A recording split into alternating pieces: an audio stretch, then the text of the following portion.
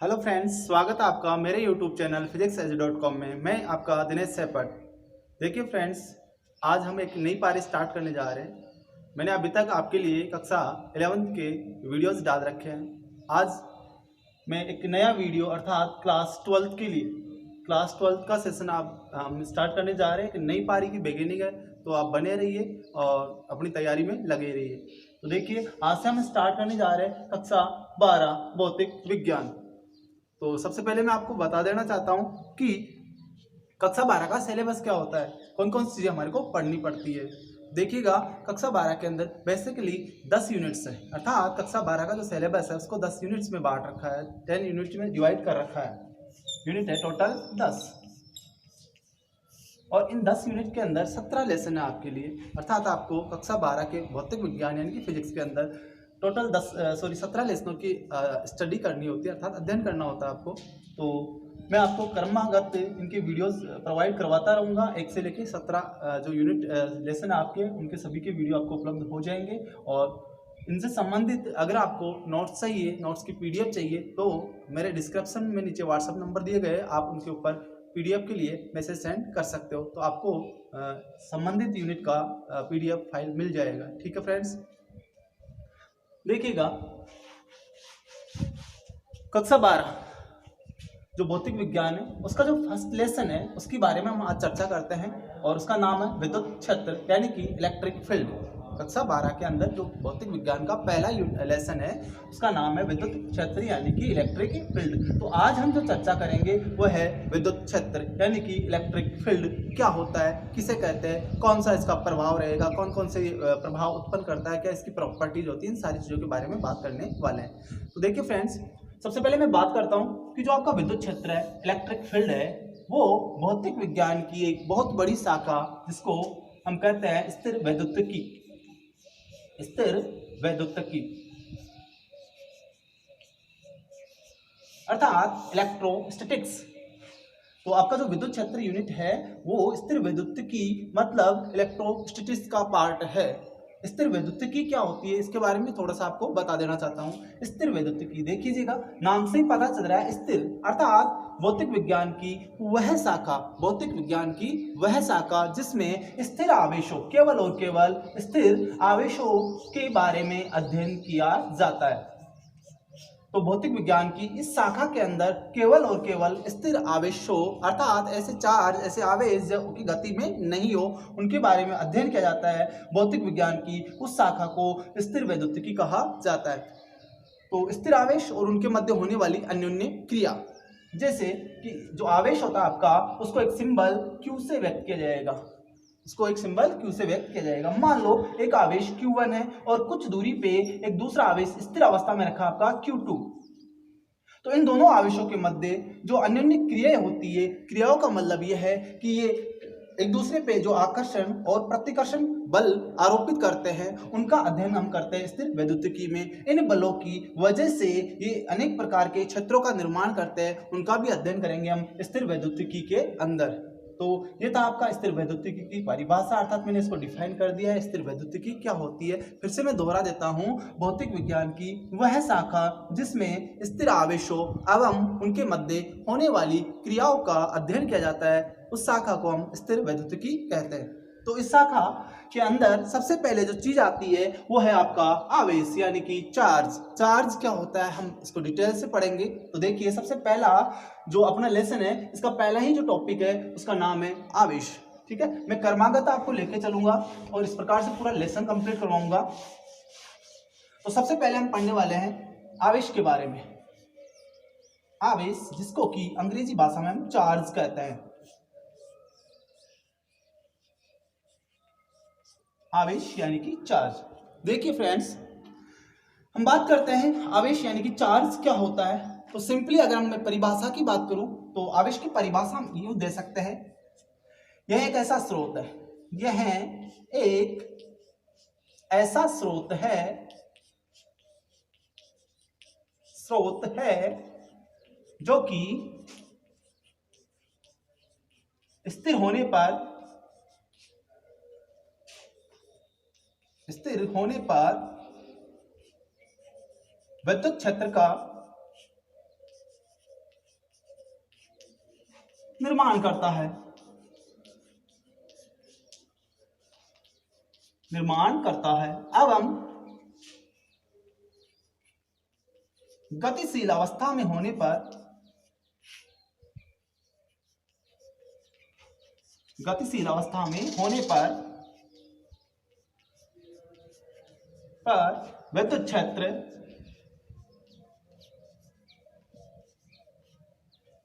Oblique चुंबकीय क्षेत्र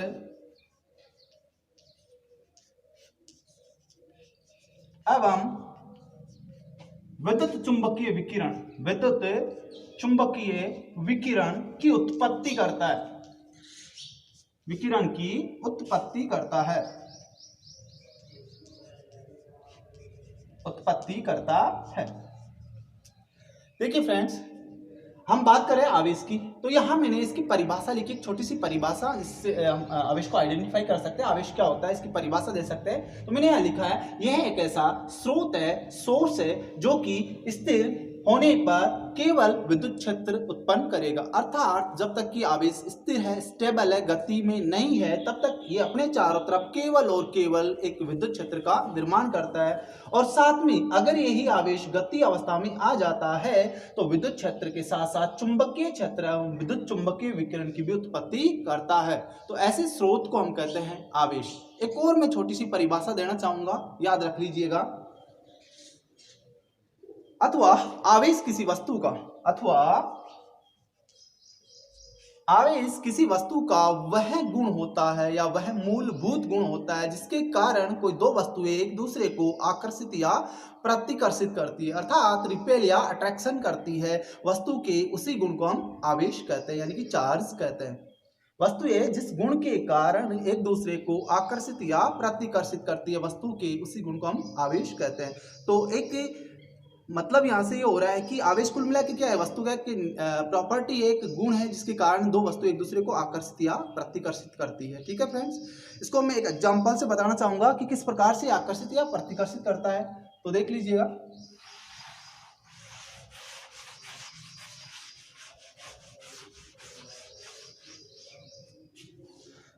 मान लीजिए कि ये आपके पास में कोई प्लास्टिक का छड़ है, ठीक है, ये आपके पास में कोई प्लास्टिक का छड़ है। अगर हम इस छड़ का किसी अन्य वस्तु के साथ में घर्षण करवाए, या यूं कहे कि हमारे बालों के साथ में घर्षण करवाए, हमने ऐसी क्रियाएं बचपन में की है। अगर इस प्लास्टिक की छड़ को मैं अपने बालों के साथ घर्षण करवाऊं, या एज ए कंघा ले सकते हैं, हम कंघे का बाल के साथ में घर्षण करवाएंगे और फिर इस छड़ या इस कंघे को हम कागज के छोटे छोटे टुकड़ों के पास ले जाते हैं या मिट्टी के पास में ले जाते हैं, तो हम देखते हैं कि ये जो छड़ है उससे वो कागज के जो छोटे छोटे टुकड़े हैं वो आपस में चिपक जाते हैं, अर्थात अट्रैक्ट हो जाते हैं, आकर्षित हो जाते हैं। तो जिस गुण के कारण ऐसा हो रहा है, बस उसी गुण को हम कहते हैं आवेश। मतलब ये कि ऐसा करने पर, अर्थात बालों के साथ इस छड़ का या कंघे का घर्षण करवाने पर इस छड़ में आवेश की उत्पत्ति हो जाती है, जिसके कारण ये अन्य जो वस्तुएं हैं जैसे कि कागज के टुकड़े हैं या धूल मिट्टी के कण हैं, उनको अपनी ओर आकर्षित कर लेता है या इससे वो चिपक जाते हैं। तो वस्तु के इसी गुण को हम क्या कह रहे हैं, आवेश कह रहे हैं, जिसके कारण ये वस्तु को दो वस्तुओं में आकर्षण या प्रतिकर्षण का गुण उत्पन्न होता है। ठीक है फ्रेंड्स, फिर देखिएगा, अगर हम बात करें आवेश की खोज की, आवेश की खोज किसने की थी, आवेश की खोज किसने की थी, तो आवेश की खोज का श्रेय सामान्यतः दिया जाता है वैज्ञानिक बेंजामिन फ्रैंकलिन को। बेंजामिन फ्रैंकलिन, आवेश की खोज का जो श्रेय है वो सामान्यतः दिया जाता है बेंजामिन फ्रैंकलिन को। ठीक है फ्रेंड्स, इसके बाद में हम बात करते हैं जो आवेश के प्रकार है उनकी। आवेश के प्रकार, आवेश के प्रकार अर्थात टाइप्स ऑफ चार्ज, कि आवेश कितने प्रकार का होता है। तो देखिएगा स्टूडेंट्स, आवेश जो है वो दो प्रकार का होता है, आवेश दो प्रकार का होता है। तो यहां मैं बता देता हूं। नंबर एक, जो पहला चार्ज होता है आपका, वो होता है आपका धन आवेश, धन आवेश अर्थात पॉजिटिव चार्ज। और जो दूसरा चार्ज होता है उसका नाम होता है ऋण आवेश, अर्थात आवेश के दूसरे प्रकार को हम कहते हैं ऋण आवेश यानी कि नेगेटिव चार्ज। धनावेश जो होता है उसमें प्लस की वैल्यू होती है अर्थात पॉजिटिव परिमाण होता है इसका, और जो ऋण आवेश होता है वो ऋणात्मक वैल्यू रखता है। ठीक है फ्रेंड्स, आवेश दो प्रकार के होते हैं। There are two types of charge. First है इसमें धनावेश जो कि पॉजिटिव होता है और दूसरा होता है आपका ऋण आवेश जो कि नेगेटिव होता है। अगर बात करें कि आवेश का वर्गीकरण किसने किया, किसने बताया कि आवेश दो प्रकार का होता है, तो इसका भी श्रेय जाता है वैज्ञानिक बेंजामिन फ्रैंकलिन को। कि आवेश दो टाइप के होते हैं, दो प्रकार के होते हैं, ये बताने वाले वैज्ञानिक का नाम था बेंजामिन फ्रैंकलिन। Benjamin Franklin. ठीक है, आगे देखते हैं कि ये जो दो प्रकार के आवेश है वो कहाँ होते हैं, कहाँ पाए जाते हैं, कितना इन पे आवेश का मान होता है। तो देखिएगा फ्रेंड्स, मैं यहाँ पे एक उदाहरण से बताना चाहूंगा। कोई भी बॉडी होती है अर्थात कोई पिंड है, तो हमें पता है जो भी पिंड है वो परमाणुओं से मिलकर बने होते हैं, अर्थात पदार्थ की जो सबसे छोटी इकाई जिसको कहा जाता है परमाणु, एटम, उससे मिलकर बने होते हैं। और जितने भी एटम है वो अपने अंदर गेन करते हैं प्रोटॉन जो कि नाभिक में होता है, साथ में होता है न्यूट्रॉन जिनको हम संयुक्त रूप से न्यूक्लियॉन्स कहते हैं, और इस नाभिक के बाहर जो कक्षाएं होती है उनमें पाए जाते हैं आपके इलेक्ट्रॉन्स। तो हम देख सकते हैं एक परमाणु के अंदर तीन कण है, एक प्रोटॉन है, एक न्यूट्रॉन है। ये तो हो गया आपके न्यूक्लियॉन्स, चूंकि ये नाभिक में उपस्थित होते हैं इसलिए इनको न्यूक्लियॉन्स भी कहते हैं अर्थात नाभिक के अवयव। और बाहर की जो कक्षा है उसके अंदर है आपका इलेक्ट्रॉन। तो आपका जो इलेक्ट्रॉन है ये ऋण आवेश होता है, इलेक्ट्रॉन होता है ऋण आवेश, अर्थात इस इलेक्ट्रॉन पे नेगेटिव चार्ज होता है और इस प्रोटॉन पे होता है पॉजिटिव चार्ज। ठीक है, अब देखिएगा कितना का चार्ज होता है इनके ऊपर। तो यहां मैं बता देना चाहता हूं आपको कि जो आपका धनावेश होता है वो होता है प्रोटॉन। धनावेश के रूप में कौन होता है? प्रोटॉन, जिसको हम अक्सर P से व्यक्त करते हैं। और जो प्रोटॉन के ऊपर चार्ज होता है, आवेश की वैल्यू होती है, तो वो होता है प्लस का 1.6 इंटू 10 की पावर -19 कूलाम। कूलाम आवेश को मापने का एक मात्रक होता है। ठीक है, जिसकी चर्चा हम आगे करेंगे। जो प्रोटॉन है उसके ऊपर जो चार्ज होता है वो होता है प्लस का 1.6 गुणा 10 की पावर -19 कूलाम। इसके बाद अगर हम बात करें कि ऋण आवेश, तो ऋण आवेशित जो कण होता है वो है आपका इलेक्ट्रॉन। ऋण आवेशित कण होता है आपका इलेक्ट्रॉन, और इस इलेक्ट्रॉन पे जो चार्ज होता है वो होता है माइनस का 1.6 इंटू 10 की पावर -19 कूलाम। इलेक्ट्रॉन पे जो चार्ज सामान्य तो होता है वो होता है आपका माइनस का 1.6 इंटू 10 की पावर -19 कूलाम। ठीक है, तो ये वो दो कण है जो कि आवेशित होते हैं, जिनके ऊपर आवेश विद्यमान होता है। और दो कण आपके एक धनावेश है, एक ऋणावेश है। धनावेश के रूप में आपका प्रोटॉन है, ऋणावेश के रूप में आपका इलेक्ट्रॉन होता है। और इलेक्ट्रॉन जो चार्ज गेन करता है उसका मान होता है माइनस का 1.6 इंटू 10 की पावर -19 कूलाम। रही बात यहाँ एक और कण बच रहा है न्यूट्रॉन, तो ध्यान रखिएगा कि जो न्यूट्रॉन है वो न्यूट्रल होता है, अर्थात उदासीन कण होता है। इस पे कोई चार्ज अवेलेबल या उपस्थित नहीं होता है। ठीक है फ्रेंड्स, तो हमने पढ़ा आवेश के टाइप्स। आवेश दो प्रकार का होता है, धनावेश और ऋणावेश। धनावेश पे जो वैल्यू होती है वो पॉजिटिव होती है और ऋणावेश जो होता है वो नेगेटिव होता है। धनावेशित कण का उदाहरण होता है आपका प्रोटॉन और ऋणावेशित कण का उदाहरण होता है आपका इलेक्ट्रॉन। प्रोटॉन और इलेक्ट्रॉन पे चार्ज की जो वैल्यू होती है प्रोटॉन और इलेक्ट्रॉन पे, अर्थात charge of proton is equal होता है चार्ज ऑफ इलेक्ट्रॉन। मतलब ये कि जितना चार्ज प्रोटॉन पे होता है उतना ही चार्ज इलेक्ट्रॉन पे होता है, जितना आवेश प्रोटॉन में होता है उतना ही आवेश इलेक्ट्रॉन में होता है। मतलब इनका जो संख्यात्मक मान है चार्ज का वो इक्वल रहेंगे।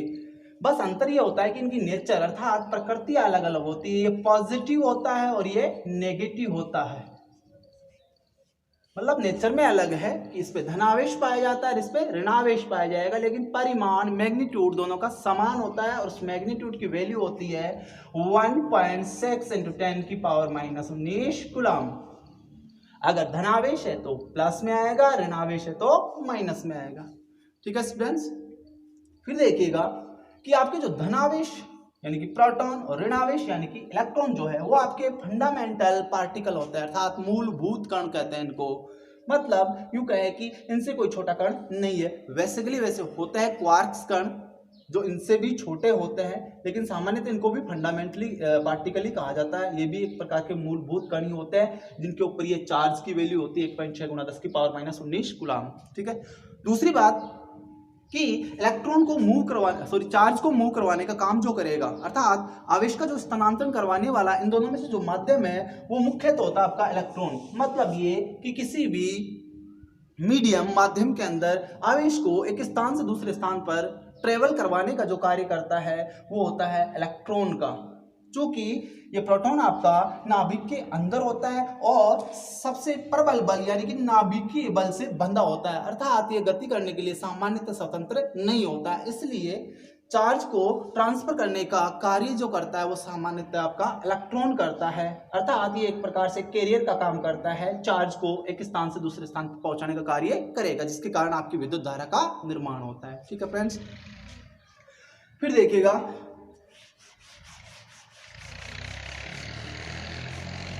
कि किस प्रकार से वस्तु धनावेशित होती है, किस प्रकार से वस्तु ऋणावेशित होती है, अर्थात कैसे हम कह सकते हैं कि कोई वस्तु धनावेश ग्रहण कर रही है या ऋणावेश, तो इसको बड़े आसानी से हम समझ सकते हैं। जैसे कि एक परमाणु है, क्योंकि हम जानते हैं जितने भी बेसिकली पदार्थ है मैटर है वो सब परमाणु से मिलकर बने हैं, तो जो व्यवहार परमाणु का होगा वो मैटर का होगा। और यहां देखिएगा ये इसका नाभिक है। मान लो किसी परमाणु में यहां 3 प्रोटॉन है, नाभिक में 3 प्रोटॉन है, और हमें पता है कि परमाणु में नाभिक के अंदर जितने प्रोटॉन होंगे बाहर कक्षाओं में उतने ही क्या अवेलेबल होंगे, इलेक्ट्रॉन्स होंगे, अर्थात 3 प्रोटॉन है तो 3 इलेक्ट्रॉन रहेंगे, ताकि परमाणु अपनी मूल अवस्था में सामान्य अवस्था में उदासीन बना रहे। क्योंकि दुनिया के जितने भी पदार्थ है सामान्य अवस्था में उदासीन होते हैं। वजह यही है कि उनके जो पॉजिटिव और नेगेटिव चार्ज है वो समान मात्रा में होते हैं, अर्थात जितना धनावेश पाया जाता है उतना ही होता है ऋणावेश। तो यहाँ हम देख सकते हैं आपका इलेक्ट्रॉन नेगेटिव चार्ज है और आपका प्रोटॉन है पॉजिटिव चार्ज, और चार्ज दोनों पे समान है। अगर हम इनका योग करते हैं, इनको बीजगणितीय रूप से जोड़ देंगे तो हमें पता ही हो जाएगा -1.6 × 10⁻⁻19 कूलम, ये भी है -1.6 × 10⁻⁻19 कूलम, और ये भी होगा आपका -1.6 × 10⁻⁻19 कूलम। इसी प्रकार से यहाँ पे आएगा इस प्रोटॉन पे प्लस का 1.6 × 10⁻⁻19 कूलम, इस पे भी इतना है और इस पे भी इतना ही रहेगा। अगर इन सबको हम जोड़ देते हैं तो क्या परिमाण आने वाला है, तो यहाँ जो परिणाम आएगा वो होगा आपका 0, अर्थात नेट चार्ज जो होगा इस परमाणु का वो हो जाएगा 0। अब बात करते हैं कि किस प्रकार से इस परमाणु को चार्ज किया जाए, आवेशित किया जाए। तो बहुत ही सिंपल फंडा है। यहाँ से देखिएगा मैंने क्या किया, यहाँ से इस इलेक्ट्रॉन को किसी तरीके से बाहर कर दिया, अर्थात इस परमाणु के बाहर निकाला इस इलेक्ट्रॉन को। ये इलेक्ट्रॉन बाहर आया, यहाँ से हटा देता हूं इसको। अगर अब हम जोड़ते हैं तो यहाँ देख सकते हो आप, ये इलेक्ट्रॉन इस प्रोटॉन को निरस्त कर देगा, ये इलेक्ट्रॉन इस प्रोटॉन को निरस्त कर देगा, लेकिन अब भी एक प्रोटॉन का आवेश इस पे शेष रह जाएगा। तो हम कह सकते हैं अब आपकी जो वस्तु है उसके अंदर जो चार्ज बचेगा वो प्लस में बचेगा। अब वस्तु के अंदर जो चार्ज रहेगा वो किस में रहेगा, प्लस के अंदर।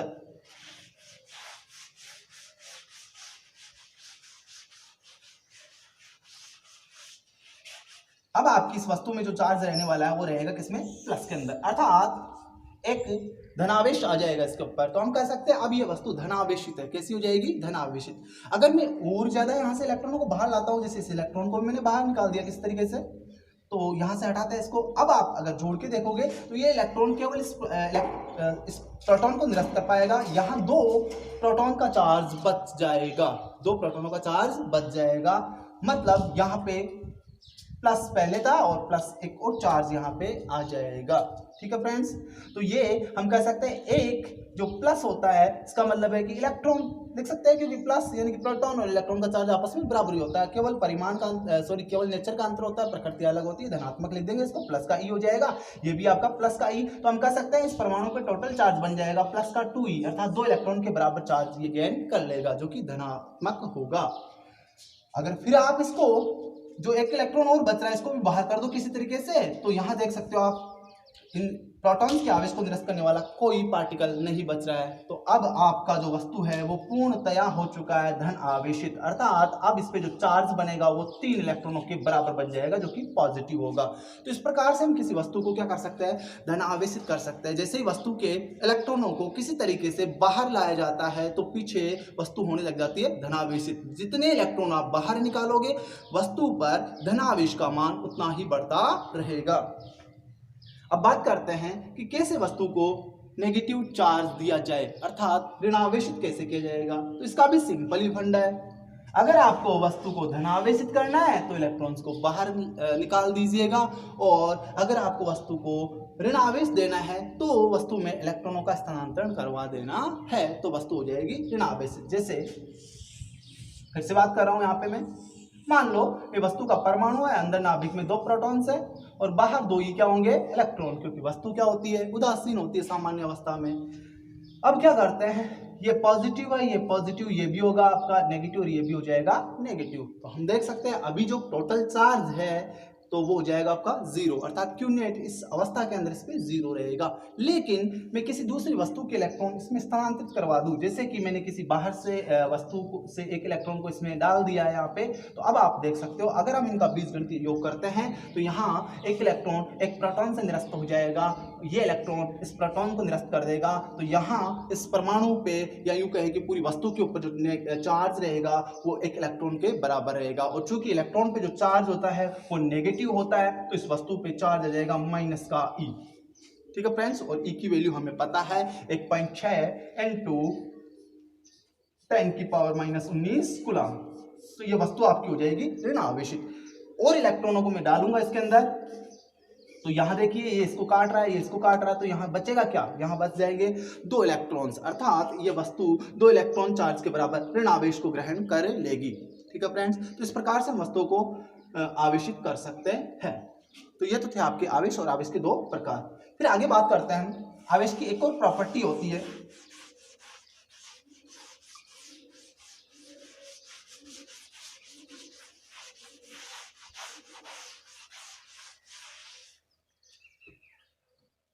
अगली प्रॉपर्टी की अगर हम बात करते हैं तो हम कह सकते हैं कि जो आपका आवेश होता है वो एक अदिश राशि है। आवेश एक अदिश राशि होती है। आवेश एक अदिश राशि होती है, राशि होती है। यकीन मानिए, मजा आने वाला है, पढ़ते रहिए। आवेश एक अदिश राशि होती है। एक एक चीज बताऊंगा आपको, बने रहिए आप। आवेश एक अदिश राशि होती है, मतलब ये कि आपका जो चार्ज होता है वो एक स्केलर क्वांटिटी होती है। स्केलर क्वांटिटी यानी कि अदिश राशि होती है, मतलब इसका कोई दिशा वगैरह नहीं होता, केवल इसका परिमाण रहेगा, इसकी कोई डायरेक्शन नहीं होती है। तो इसकी एक प्रॉपर्टी है, आवेश का एक गुण है कि आवेश एक अदिश राशि होगी। ठीक है, आगे और बहुत सारी इसकी प्रॉपर्टीज होती है जिनकी बात हम आगे करने वाले हैं, जैसे कि आवेश एक क्वांटीकृत राशि होती है। ठीक है, आवेश वेग पे डिपेंड नहीं करता है, क्यों नहीं करता, ये सारे रीजन मैं आपको आगे बताऊंगा प्रॉपर्टीज ऑफ चार्ज के अंदर। तो फिलहाल देखिएगा, अब हम बात करते हैं आवेश के मात्रक और विमीय सूत्रों के बारे में। आवेश के मात्रक एवं विमीय सूत्र। आवेश की मात्रक एवं विमीय सूत्र। अब हम जानने वाले हैं कि आवेश के कौन कौन से मात्रक होते हैं और साथ में इसका विमीय सूत्र भी बनाना सीखेंगे। ठीक है, तो देखिए सबसे पहले बात करता हूं मैं नंबर 1, जो सबसे इंपॉर्टेंट मात्रक होता है, अक्सर कई सारे एग्जामों में पूछा जाता है। आवेश का एसआई पद्धति में मात्रक, एसआई पद्धति में जो मात्रक होगा, एसआई का मतलब समझते होंगे आप, कक्षा 11 की वीडियोस देख लीजिएगा, वहां पे है, आपको मिल जाएगा सारी चीजें। इंटरनेशनल सिस्टम ऑफ यूनिट्स, अंतरराष्ट्रीय मात्रक पद्धति जिसको हम कहते हैं, सन 1960 में दी गई थी ये। तो आवेश का एसआई पद्धति में जो मात्रक होता है वो होगा आपका कूलम। आवेश का एसआई पद्धति के अंदर जो मात्रक होता है वो होगा कूलम। एक वैज्ञानिक कूलम है जिसके बारे में हम आगे चर्चा करेंगे। उसके सम्मान में आवेश का एसआई मात्रक रखा गया था कूलम, क्योंकि कूलम ने बहुत सारी चीजें बताई थी आवेश के बारे में। ठीक है, इसलिए इनको सम्मान देने के लिए आवेश का एसआई मात्रक रख दिया गया कूलम। एक और मात्रक होता है इसी पद्धति के अंदर जो हम आवेश के सूत्र से बनाएंगे, देखिएगा, सीखिएगा। आवेश का फॉर्मूला कक्षा 10 में हमने पढ़ लिया है, हम जानते हैं। आवेश को हम रिप्रेजेंट करते हैं स्मॉल क्यू या कैपिटल क्यू से, और आवेश का जो बेसिक सूत्र होता है वो होता है आई टी। आई यहाँ पे धारा है, टी आपका टाइम यानी कि समय है। ठीक है फ्रेंड्स, तो ये इसका फॉर्मूला है। इस फॉर्मूले से हम बड़ी ही आसानी से इस आवेश का SI पद्धति का मात्रक लिख सकते हैं। देखिएगा कैसे लिखते हैं। लिखने का सिंपल तरीका है, आई यहाँ धारा है और धारा का मात्रक हम कक्षा 11 में पढ़ चुके हैं। SI मात्रक, धारा का SI मात्रक या मूल मात्रक होता है आपका एम्पियर।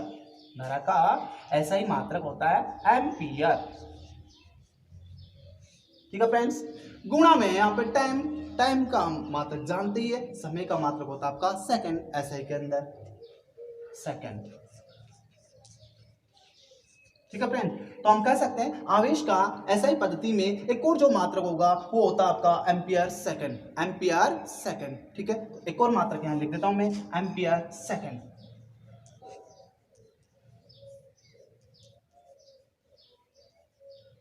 ठीक है, जिसको शॉर्ट में एम्पियर को कैपिटल S से लिख देंगे और सेकंड को SEC से लिख देते हैं, एम्पियर सेकंड। ठीक है फ्रेंड्स, तो ये था आपका आवेश का SI पद्धति के अंदर मात्रक। पहला मात्रक है यहाँ कूलाम और दूसरा मात्रक जो कि सूत्र से हमने बनाया है वो होता है आपका एम्पियर सेकंड। ठीक है फ्रेंड्स, आगे चलते हैं, अगले मात्रक की बात कर रहा हूं। नंबर 2, आवेश का CGS पद्धति में मात्रक, आवेश का CGS पद्धति में मात्रक। तो देखिएगा CGS पद्धति का फुल फॉर्म होता है सेंटीमीटर ग्राम सेकंड पद्धति, सेंटीमीटर ग्राम सेकंड पद्धति। तो अब हम ज्ञात करने वाले हैं कि चार्ज यानी कि आवेश का CGS पद्धति में मात्रक क्या होगा। तो सिंपल सा एक मात्रक होता है इसका, जिसको हम लिखते हैं stat coulomb, stat coulomb.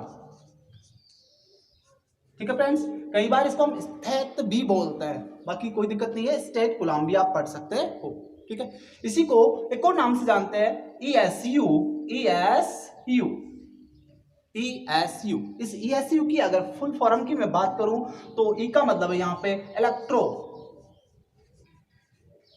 S का मतलब होता है स्टैटिक, का मतलब है इलेक्ट्रो, S का मतलब होता है स्टैटिक और U का मतलब है यहाँ यूनिट।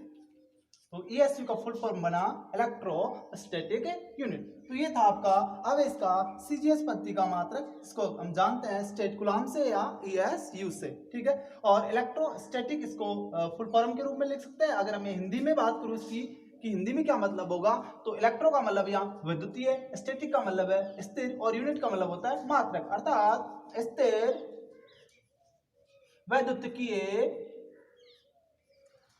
मात्रक, स्थिर वैद्युतिकीय मात्रक। तो देखिएगा आवेश का CGS पद्धति के जो मात्रक मैंने लिखे हैं stat coulomb, ESU, electrostatic unit या स्थिर वैद्युतिकीय मात्रक, इन सबका मीनिंग एक ही है। आपको ऐसा भी याद रख सकते हो, सभी सही अपनी जगह। स्टैट कूलम कह सकते हैं, इसी का मतलब होता है ESU, ESU की फुल फॉर्म हो जाएगी आपकी इलेक्ट्रोस्टैटिक यूनिट या स्थिर वैद्युतिकीय मात्रक। तो ये था आपका आवेश का CGS पद्धति का मात्रक। अगले मात्रक की ओर चलते हैं और देखते हैं अगला मात्रक। तो अपना आवेश का जो नंबर 3 पे मात्रक आएगा वो होता है आवेश का विद्युत चुंबकीय मात्रक, आवेश का विद्युत चुंबकीय मात्रक, विद्युत चुंबकीय मात्रक। देखिएगा आवेश का जो विद्युत चुंबकीय मात्रक होता है वो होता है आपका EMU, EMU। आवेश का विद्युत चुंबकीय मात्रक होता है EMU। E का मतलब है यहाँ इलेक्ट्रो, M का मतलब है मैग्नेटिक और U का मतलब है unit, electromagnetic unit, electromagnetic unit. ठीक है फ्रेंड्स, ये था आपका आवेश का विद्युत चुंबकीय मात्रक EMU, इलेक्ट्रोमैग्नेटिक यूनिट। फिर मैं बात करता हूं कि आवेश के विद्युत चुंबकीय मात्रक यानी कि EMU और आवेश के SI पद्धति के मात्रक कूलम में क्या संबंध होता है। तो देखिएगा एक EMU इज इक्वल टू होता है 10 कूलम, अर्थात आवेश के विद्युत चुंबकीय मात्रक में 10 कूलम आवेश होता है, अर्थात एक EMU बराबर होता है आपके 10 कूलम की। ठीक है, फिर देखिएगा एक और संबंध बनाने की कोशिश करते हैं यहाँ पे कि EMU और आवेश के सीजीएस पद्धति के मात्रक यानी कि ईएसयू में क्या संबंध होता है। ये तो संबंध था ईएमयू का और कूलाम का।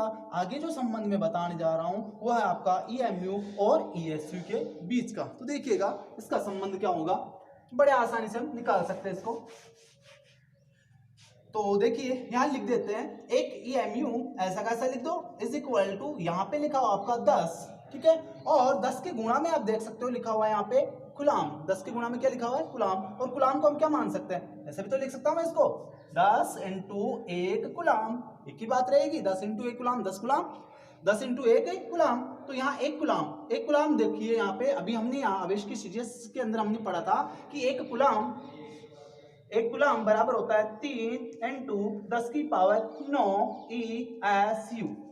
ये तो संबंध था अपना कौन सा, आवेश का सीजीएस पद्धति के मात्रक और एसआई पद्धति के मात्रक कूलाम के मध्य, कि 1 कूलाम बराबर होता है 3 इंटू 10 की पावर 9 ESU। तो करना कुछ नहीं है, उस वैल्यू को यहाँ रख दो, इनपुट करवा दो। तो इंटू करवा रहा हूं मैं, देखिएगा 1 कूलाम और 1 कूलाम की वैल्यू क्या हो गई, 3 गुणा 10 की पावर 9 और साथ में क्या है ESU, ठीक है। एक नया संबंध बन जाएगा, एक EMU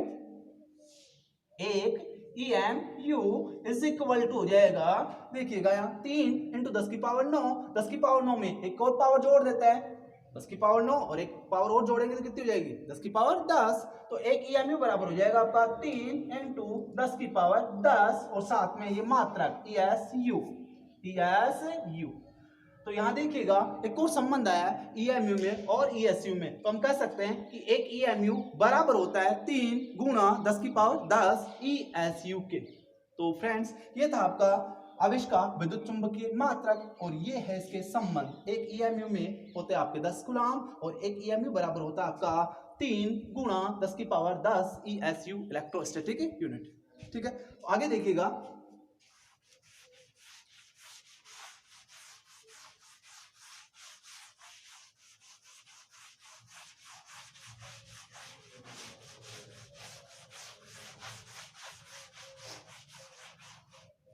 तीन मात्रक हो चुके अपना, चौथा मात्रक अब आएगा आपका आवेश का सबसे बड़ा मात्रक। आवेश का सबसे बड़ा मात्रक बहुत इंपॉर्टेंट मात्रक होता है, ये बहुत सारे एग्जाम्स में पूछे जाते हैं, तो ध्यान दीजिएगा। आवेश का सबसे बड़ा मात्रक बोर्ड की दृष्टि से तो है ही, कई बार बोर्ड एग्जाम में भी क्वेश्चन पूछा गया यहाँ से। आवेश का सबसे बड़ा मात्रक, ध्यान दीजिएगा, आवेश का सबसे बड़ा मात्रक होता है फेराडे। आवेश का सबसे बड़ा मात्रक होता है आपका फेराडे। एक चीज का ध्यान रखिएगा, अक्सर हम जो गलती करते हैं कि आवेश का हम कई बार मात्रक लिख के आ जाते हैं फेरड, आवेश का मात्रक क्या लिख देते हैं फेरड, जो कि बिल्कुल गलत है। क्योंकि ऐसा ही एक और मात्रक होता है इससे मिलते जुलते नाम वाला फेरड। तो फेरड जो है एक भौतिक राशि होती है जिसके बारे में हम यूनिट लेसन नंबर 4 में चर्चा करेंगे, धारिता यानी कि कैपेसिटी। तो उसका मात्रक होता है आपका फेरड। तो ध्यान दीजिएगा, यहाँ आवेश का जो सबसे बड़ा मात्रक होता है वो फेराडे होता है, न कि फेरड, ठीक है।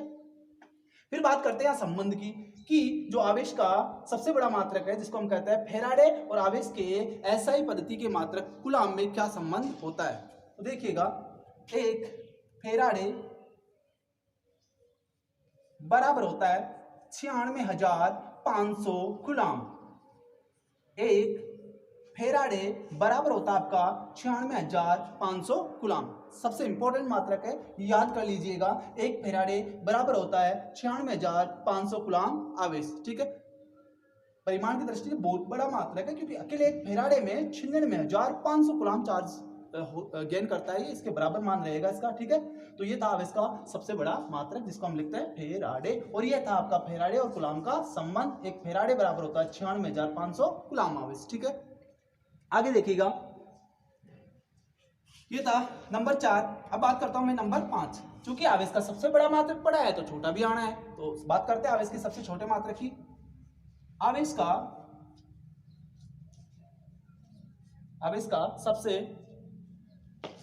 सबसे छोटा मात्रक, आवेश का सबसे छोटा मात्रक। देखिएगा दोस्तों, आवेश का सबसे छोटा मात्रक होता है आपका फ्रैंकलिन। आवेश का सबसे छोटा मात्रक होता है आपका फ्रैंकलिन।